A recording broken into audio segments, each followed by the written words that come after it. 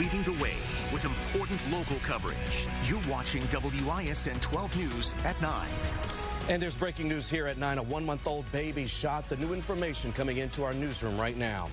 Plus, the rise in THC vape cartridges found compared to actual weed. And tonight, the legal implications. Plus, the clothesline controversy, the demands from one mother after a coach tackled her son for interrupting a football game.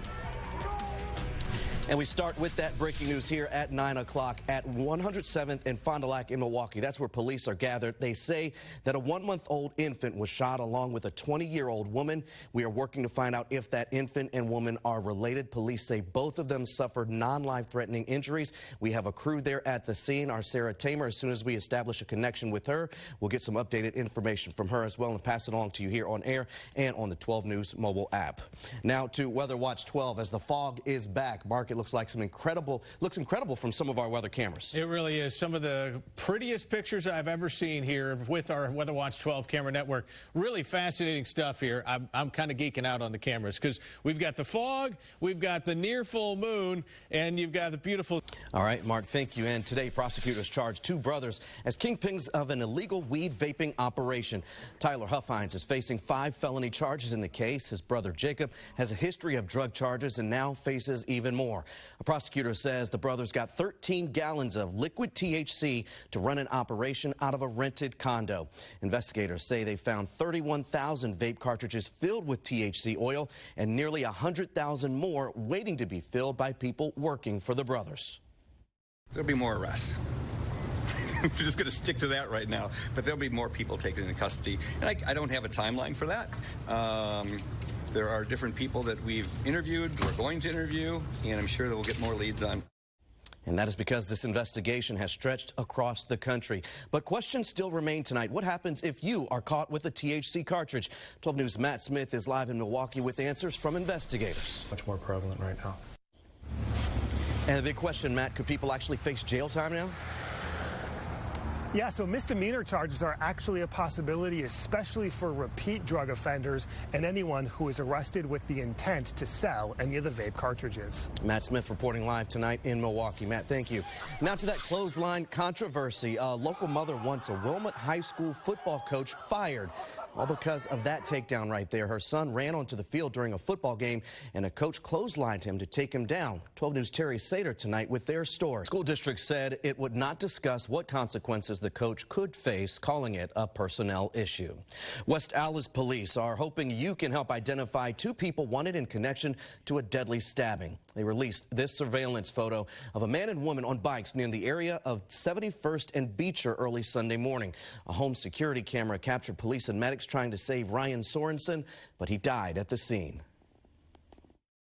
I would just hope and pray that as a community we can all just come together and find love and get rid of the hatred and just live in peace and, you know, try to make the city a better place. Sorensen's brother calling us from Denver. Police are calling this an isolated incident. And another case of violence triggered by road rage here in Milwaukee. It happened near 10th and Wind Lake on the city's south side this morning. Police say one driver did not like how another driver was driving and opened fire. First responders took a 38-year-old man to a hospital, and you can see a bullet hole in the driver's side door of the SUV. Police are still looking for the person who fired the shots. And police arrested a suspect in a drive-through bank robbery. It happened at the Tri-City Bank at 27th and Holt around 9 this morning. Milwaukee police say someone demanded money from a worker at the drive-through, and after getting the money, the person drove off. But police made an arrest not long after. Vandals torched another Milwaukee playground. This is reportedly the 8th time the Smith Park playground has been set on fire. You worry that it's going to get to the point where they just won't replace it anymore? No, and that's what's going to happen. If you keep burning it down, they're not going to keep replacing it. The county's Parks Playground crew surveyed the damage today. Neighbors blame a group of teens. County leaders are planning to meet with park officials and the Sheriff's Department to find a solution. A former fugitive who spent years in hiding made his first in-person court appearance today. Prosecutors filed additional child pornography charges against Jeremiah Button 1 week before his trial. Button lived in a bunker in rural Marathon County for 3 years before he was caught after a brief standoff. Button went on the run in 2016 to avoid other child sex charges in Portage County. Button's 2-day trial is expected to begin next week. And you might have to pay a little bit more to fill up. Experts say recent attacks on oil fields in Saudi Arabia will lead to all of us paying more at the pump. One expert estimates a hike from 10 to 25 cents a gallon during the next few weeks. Oil prices rose above $60 a barrel following the attacks. A lot of people that put a lot of work into getting to this point in the season, and it's really hard to be in this position just to have a chance to make the playoffs or make a run like that. So these guys have plenty of motivation, urgency to get the job done, and I'll be doing my part. I don't really have any impact on the outcome, but I'll be cheering just as hard as you guys are. Sure you do, Christian. For the first time, Brewer star Christian Yelich spoke publicly about his season-ending injury. He says he is down, but he's not out. I haven't spent any time of, why me, why this. It's just, hey, it happened. I have no way to change it now, so it's just about getting better and getting back out there. And trust me, I wish I could. Dan Needles will have extended coverage of this conversation coming up later in sports. And tonight was Hispanic Heritage Night at Miller Park. Honoring Hispanic Heritage Night tonight, by the way. So, of course, the Padres are always in their Hispanic Heritage uniforms. The Padres, the Fathers. Got it. And the Brewers are in their Cerveceros jerseys tonight, the beer makers. Before the game, the Brewers wore T-shirts that said Ponle Acento, which translates to put an accent on it. And fans were excited about this special night.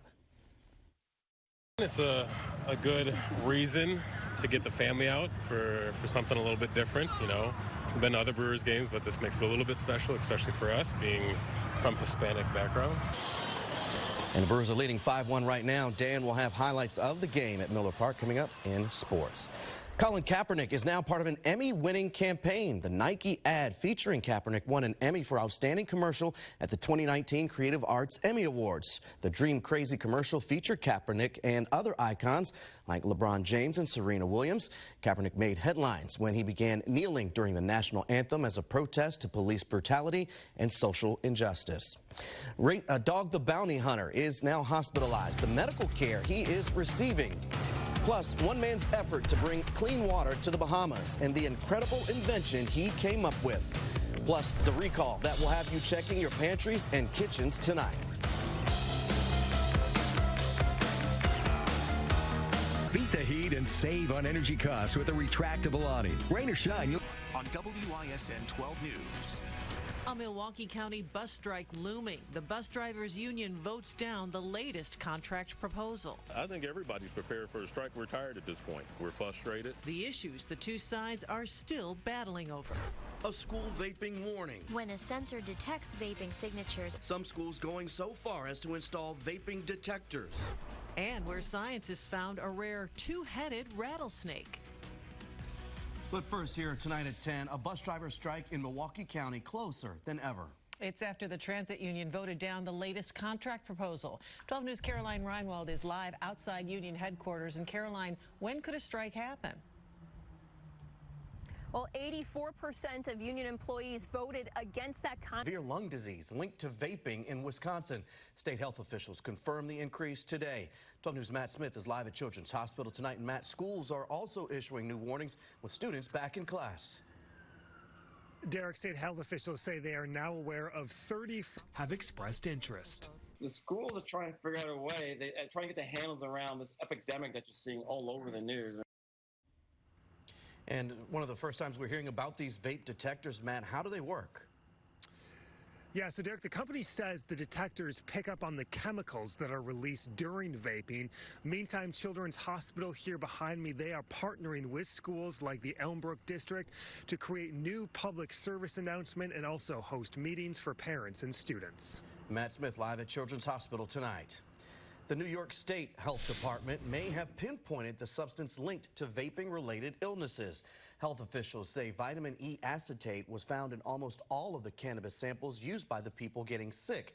And while it's usually harmless when taken as a vitamin or applied to the skin, its effects are not known when it's inhaled. Tracking Hurricane Dorian, the powerful storm is inching up the East Coast, leaving a trail of damage in its wake.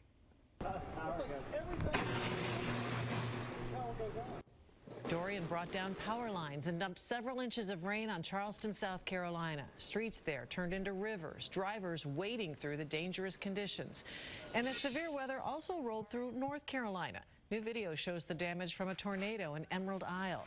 There were reports of at least 20 tornadoes today. And before hitting the East Coast, Dorian left its mark on the Bahamas. The death toll there stands at 30 tonight.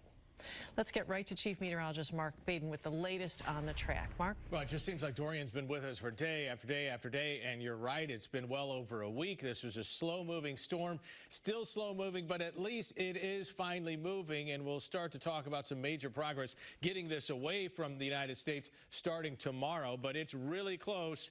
It may not make landfall ever in the mainland U.S., which would be A-OK. We're still getting a lot of damage reports, though. This still could make landfall, meaning the center of the eye going over landmass. That could happen into the Outer Banks of North Carolina. That would be for tomorrow. By 8 o'clock in the morning, still 90-mile-per-hour winds. Winds right now at 100 miles per hour. So still a strong hurricane. Then it makes its way out into the Atlantic Ocean, and then it starts moving up to the north, heading towards Canada. And we could say good riddance to Dorian. And that's great news for us. Showers on the way. We'll time that out coming up at Weather Watch 12. All right, Mark, thank you. A horrific crash caught on camera. The driver killed.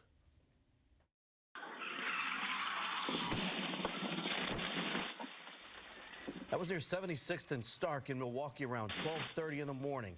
The impact was so strong it sent the car's windshield flying into a front porch. That homeowner you see there ran out to try and help. So I ran out, tried to pull the guy out of the car up that was in the driver's seat. It looked like he was in the back seat. The impact was just that great. So I tried to pull him out, but at that point he really appeared to be lifeless. Tonight, the family of the man who died, Emmanuel Clark, held a vigil at the crash scene. His mother was visibly upset. 12 News asked his brother if he knew what happened or if speed was a factor. Just, headed home at that time. He wasn't doing nothing major or extra. And it just happened to be what happened, y'all see, but it's unfortunate, but he wasn't doing nothing extra. The crash is still under investigation. A child hit by a school bus in Milwaukee. She is expected to survive. Witnesses recorded the tense moments as people rushed in to help. Miranda Meeks pulled out her phone and recorded as first responders helped the girl this morning. The 10-year-old was walking across the street near 27th and Fond du Lac when a bus hit her. Witnesses say she and 3 other children got the go-ahead to cross from a stranger. Actually, the lady sent them out into the street. So it was a random lady who didn't even know the kids, who actually sent them out into the street. She wasn't even paying attention herself. Again, the girl is expected to survive. Several local groups have a message for federal immigration agents. Stay out of Milwaukee. The Milwaukee Police Department must formally refuse to collaborate with ICE agents. Protesters delivered thousands of postcard petitions to the Milwaukee Fire and Police Commission this afternoon. They're hoping to keep local police from working with ICE. Barring collaboration between MPD and ICE will decrease racial profiling, improve public safety, keep families together, and most importantly, remove fear created in these marginalized communities. Earlier this summer, the Trump administration announced an immigration crackdown on migrant communities across the country. According to his attorney, a Milwaukee high school teacher is stunned by allegations he kept an immigrant in his home as a slave. 46-year-old Christian Mothershead brought the woman from the Philippines to the United States under a fiancé visa. They met on an online dating website. Prosecutors claim the woman says he forced her to have sex and to do housework under the threat of violence and deportation. My client is in shock. He vehemently is going to defend himself and fight these charges. He's angry that these charges have been made against him and that there's not a shred of evidence in any of it. And he feels that he's been victimized at this point by her. Mothershead is charged with human trafficking and sexual assault. He is currently suspended from his job at Milwaukee Hamilton High School without pay. A proposed holiday decorations ban in Shorewood. The village board moved to defer the policy back to the Human Relations Commission for further deliberation. Earlier this week, the board heard public comment on the possibility of banning religious decorations in public places. Officials say the discussion started about a year ago when a Jewish organization wanted to put up a menorah in Atwater Park. There will be another opportunity to speak about the proposal in October. And layoffs at Marquette University. The school announced today a cut of 2.5% of its faculty and staff workforce. That's 24 employees being let go this week, along with a decision not to fill 49 current and future vacancies. Marquette says it is an effort to address financial challenges facing the higher education industry. You're looking live at the brand new Fiserv Forum roof sign. The lights were on for the first time tonight. The sign was made by Jones Sign Company out of Green Bay. The Bucks tell us each F letter is 51 feet tall, while the other letters are each 36 feet tall. They also told us the sign is illuminated by some 6,000 orange LED lights. Sign of the times. A local nurse became a patient to save the life of a child she didn't know. Tonight, we are hearing from her. I've seen them save lives, so I wasn't really scared for myself. Why she says she had no reason not to help. Plus, fresh breath dilemma, how mouthwash after your workout could limit the health benefits of exercise. Aaron Rodgers in a commercial, the unlikely player he's teaming up with. Weather Watch.